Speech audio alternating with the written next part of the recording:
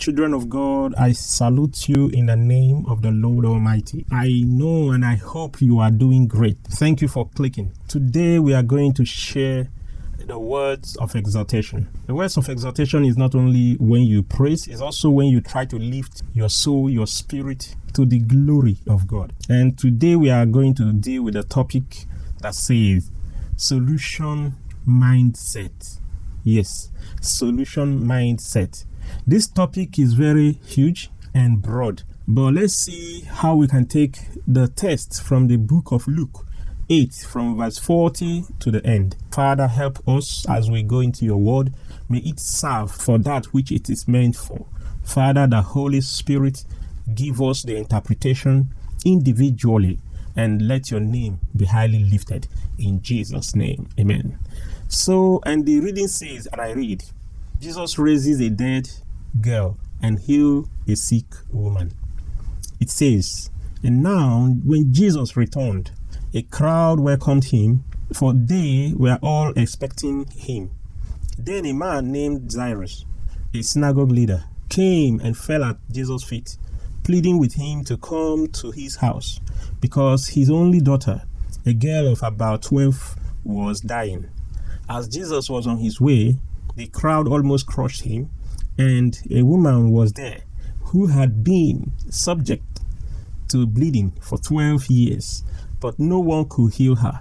She came up behind and touched the edge of his clothes, and immediately her bleeding stopped. You can take it to the end. This topic is going to deal with our mindset, not just only you. As I talk to you, so I'm talking to myself. Sometimes we Christians, we believers, those who are more spiritual, we are leaving the mind work behind sometimes. And I am here in this word of exaltation to awaken our mind. We need to work on our mind because there is a great potential. God has placed something that we cannot explain in these our minds. So here the power of the mind is beyond. I tell you, I can testify some of the things that I've finally done. They are the things that I will never imagine myself to do. But necessity is the mother of invention. And I believe that today some of the things that I'm enjoying is out of necessity, out of hard situation. And here I also wrote, I don't know how to cook, but I know how to catch the cooker. Done already, but I have not posted it. Where it says, I don't know tomorrow, but I know who holds tomorrow. So check it out. You don't need to know everything in the Bible or have the best faith before getting your healing or solution to your prayers. You see, sometimes people pray and think the prayers were not answered because they are not spiritual enough, or because their faith is too little, or because their Bible knowledge is too small. But I disagree. Plant a good new seed. It starts from here. When you plant good one, you wouldn't reap the bad one. Seeds are a very magic thing that ever existed, that God ever made, that we must always respect. It's just a seed. A seed in this form will now be idea. Don't just conclude it is no more possible. Just plant the seed and water it with possibility from the scripture. I will show you how it works. They say the more you know, the less you see.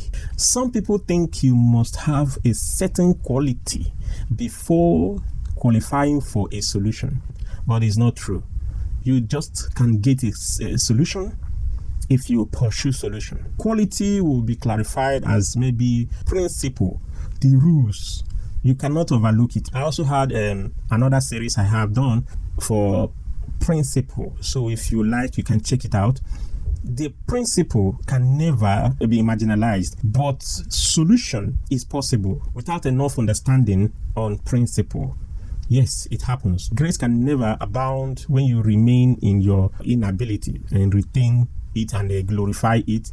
No, you will have to do your best to leave that level and grow to another level. The passage where we've read, the book of Luke 8 from verse 40 to the end, is telling about the two unqualified beneficiaries.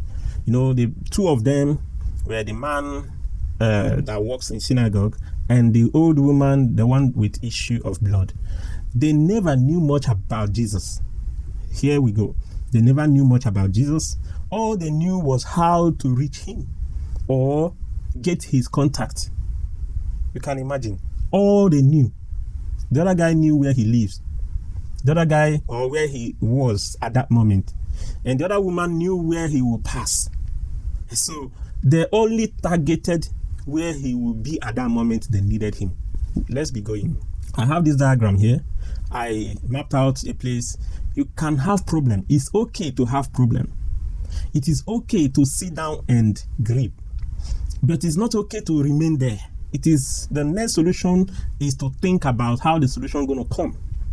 Thinking about it in the stage 3, start trying to jump is another stage. If you don't sit up, there is no way you can sit down there crying and wailing and the jumping will take place. And then from there, you might include someone to help you lift the problem. The outcome of your mindset, the solution thinking. When you start to think, maybe it is now time to involve your wife, your children, your beloved one, your brothers and sisters, the church, the neighbor, your teachers, people around you.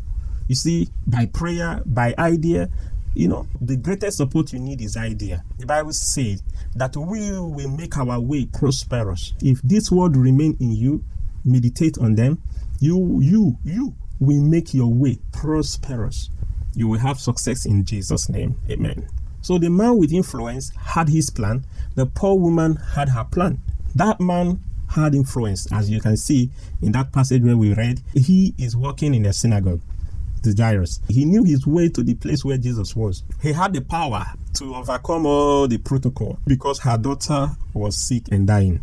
And then he went after Jesus. Since they said you have the power to heal, come and heal my daughter. You see, most of the time, even those with influence, they are too ashamed to do what they need to do. They are too ashamed to even go down to that so-called Jesus. Since I'm working in the synagogue, I can't do that. In the same Bible, the man called Cornelius, he went in the night seeking for salvation. But he never knew how to go in the day. He went in the night. Some of these rich guys, prominent guys, they call the same pastor, they mock in the day. They call some men of God, they call some people to her, and they cannot testify that this person, this woman or this man has helped them before. They will never. Rather, they will do it secretly. They have solution mindset, but they are not ready to testify. But in this case, this man went in open broad daylight and he went after Jesus. That is a solution mindset. Despite what people will say, he went after him. And in the other way around, the poor woman did not give reasons. She did not sit down there and say, they will bully me, they will mock at me, they will not allow me, there is no space. She knew how to strive for her solution. She went behind. She did what she needed to do. Today, me and you, all our minds are filled with complaint and at the same time with reasons why we can't or why we couldn't. We entertain nothing but excuses. I can't because, those people, they are only white. Those people, they are only educated people. I want you to grab here, after now, to stand and say no more reasons, no excuse. Solution mindset will avoid distraction. Distraction is not for them. They are unstoppable. You see, people who reason that way, people who don't entertain any excuse, they are completely different from those who live and dwell in all kind of excuses. It's not possible. You can't stop him or her. When you are shutting him down or him or her down here, they are creating another way out. This is how it is. And I pray you that hears me, you will grab it effortlessly. Even Jesus was applying solution mindset in this case. In this same passage, if you read down where Jesus took 3 disciples, I've asked myself why. You can see him pick only 3 of his disciples just to avoid distraction in order to accomplish his goal. He knew his disciples. Imagine after his death, somebody like Thomas was still doubting him. How much more if he had walked in there with them? He will tell him, Master, don't you see this girl is dead? And this passage is just telling us that we can do away with distraction. There are things that are too possible for us to do, but some of the population around contributing to the inability that we exhibit. This solution mindset is for poor and rich, and it is for all race. Solution mindset has no barrier. Solution mindset knows no gender. Because some people have said, because we are women, because I'm a man from Africa or from Nigeria. This has nothing to do with solution mindset. Solution mindset is very rigid and straightforward. Here I appeal to you. If you have ever had any dream that you try to abandon, please revisit all the abandoned cases for one reason or the other. Surely, testimony shall flow.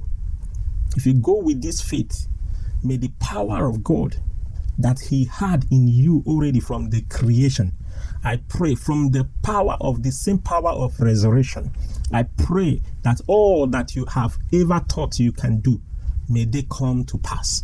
As you go back and rethink, as you check them again and try it again, this attempt will be fruitful, and testimony to the glory of God shall manifest. Thank you for your time. Thank you for watching. Visit us frequently, and also please subscribe and share. Thank you. Be lifted above every trouble and problems around you. Amen. And I also want you to know that I will have another video where I will dig it more. This time it will be more of teaching and not word of exhortation. Thank you. Bye.